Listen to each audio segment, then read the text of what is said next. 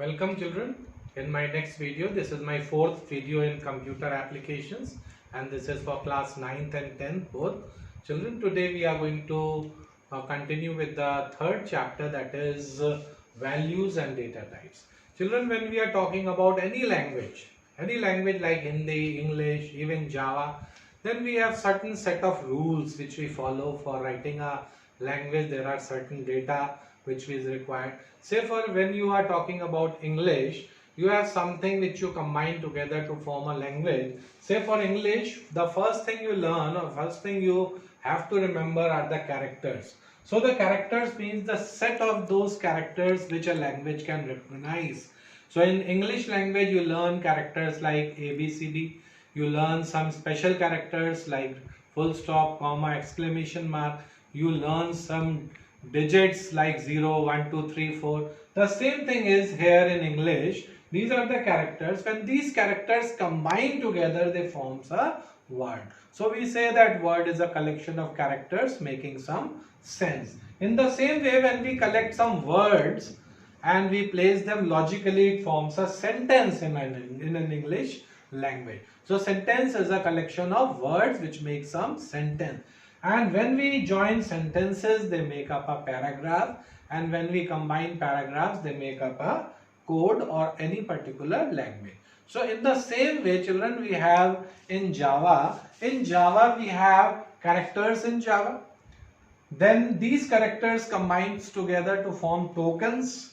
So we call them as tokens, and these tokens, when we write them in a proper syntax, they forms the statement or the command in Java language, and these statements collectively forms a method or a function, and these methods or functions, they form a code or a program in Java. So children, as we have in English, the same thing applies over here. And when we talk about character set in Java, children, we say that character set in Java means all those characters which a Java language can identify. And children, I want to tell you one thing, that Java is a multilingual language. That means it can be used to perform programming in all the languages of the world. So if you talk about the characters in Java, if you talk about the alphabets in Java, it contains all the alphabets of almost all the languages of the world. That is more than 200 languages. So it is containing alphabets of almost all the languages of the world. And when we talk about other characters, they are the special characters like full stop, plus, minus. It contains special characters and it even contains digits. Now one more thing is there, children. In other computer language, when we used to represent characters, we used to have a 8-bit processor, or one character was represented by 8 bits, which was the previous way of coding, which was called the ASCII coding system. So the ASCII coding system is the American standard code for information interchange.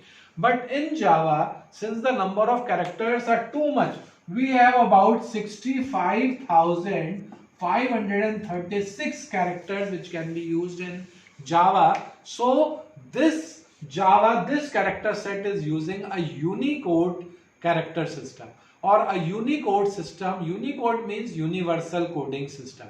So children, it contains all the alphabets of all the languages of the world, and to write one character in it, it requires 16 bits or 2-byte processor. So one character in Java is made up of 16 bits, and it is basically written in the hexadecimal coding system, which is followed by \u. Say if you want to write 0 in this Unicode system, then it will be written like /u 0000.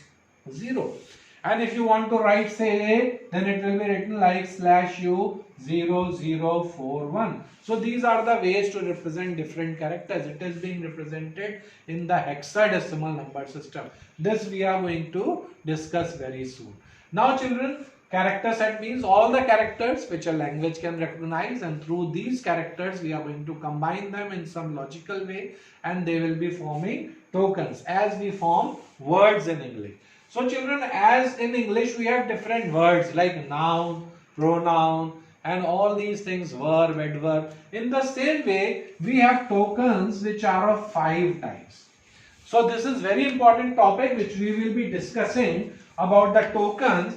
So children, tokens means it is the smallest individual unit in a program. So a token is the smallest individual unit in a program. And in Java we have 5 tokens. So what are those 5 tokens in Java that we are going to discuss?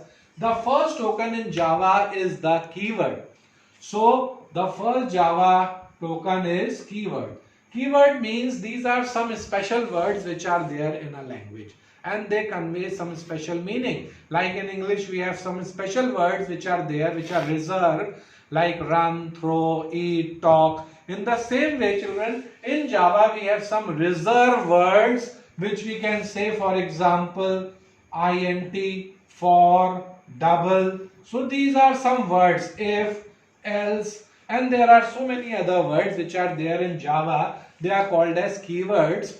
And first, one very important thing is that all these keywords in Java are written in small letters. And all these words, all these keywords in Java, they are conveying some special meaning. They are doing some work in computer. And they have some special purpose in the computer language. So they are reserved word, and these keywords should not be used for anything else.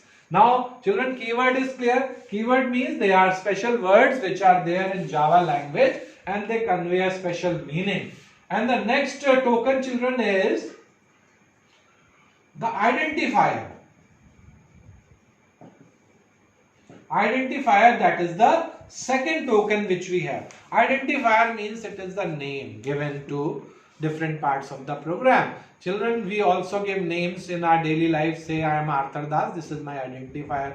This is a chair, so chair is an identifier. And we give names to different things. We give names to places, like we give names to names like Meerut. We give names to objects like table, chair. In the same way, children, we have different parts in Java program. First is that we write a Java program in a class. And this class is written in a package. So we give names to packages. We give name packages just like a folder in computer where we store our Java programs. Then these packages store classes. Classes is our program. It is a program where we are writing our applications for different programs. So children, a name has to be given to a class, a name has to be given to the method which we create, and a name has to be given to all the data members, a name has to be given to an object. So children, if you talk about identifier, we say in Java an identifier is the name given to packages, classes, methods, objects, data members, etc.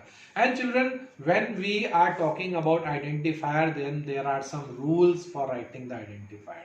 First rule is that your identifier may contain alphabets, it may contain digits, and it may contain 2 special symbols, a $sign and an underscore, nothing else. So your identifier contains an alphabet, it contains digits, and it may contain a $sign and an underscore. No other symbol is required. The second rule is that your name should not begin with a digit. So second rule is your name should not begin with a digit. Say if you write a name like this, 9, say ABC, then this is wrong. You can write ABC 9. This is correct. So you cannot start your identifier or your name with a digit. Then the next thing is that your identifier cannot be a keyword. It cannot be a reserved word like if, break, continue, anything it cannot be. Then next is that your keyword cannot contain blank spaces. So no blank spaces between the identifier. Like for example, if you say total marks, then this is wrong. You cannot write an identifier with a blank space. If you say roll number, total marks, name of student, you have to join this or you have to remove this blank. This blank may either be removed by an underscore, you can put an underscore, or you may write it like this, total, and you don't leave any space, but mark you can write in capital. So these are very important rules.